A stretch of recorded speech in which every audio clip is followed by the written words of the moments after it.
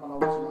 आणि मग वसुदेव महाराजांनी कृष्ण परमात्म्याला उचललं. बरोबर काय झालं, उचलीला कमलापती पायीची बंधने गळगळ, सगळी बंधनं गळून पडली. रक्षबाळ मोहित झाले. वसुदेव महाराज कृष्णाला घेऊन निघाल्यानंतर रस्त्याने जाता जाता यमुना मातेने विचार केला, अरे या अवतारामध्ये पहिला म्हटले दर्शनाचा योग आपला, संधी सोडता कामा नाही. मग भरती यायला लागली, पाणी वाढायला लागलं. भगवान परमात्म्याने पाय बाहेर काढला, गोष्टाचं दर्शन दिलं.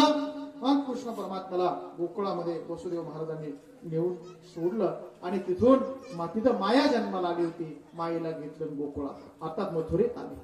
गोकुळातून मायेला घेतलं, मथुरेत आले आणि आल्याबरोबर ती माया काही शांत राहिली नाही. मग रडे माया करी अकांत, आणि अकांत आवाज झाल्याबरोबर रक्षपाळ जागे झाले, शिपाई जागे झाले, पळत गेले. सांगितलं, महाराज राजाजी म्हटले, आठवाला. हा धावतच आला, कंस धावत आला. बघितलं तर आठवा नाही, आठवे येतो. म्हटलं असं कोणी ठेवायचं नाही.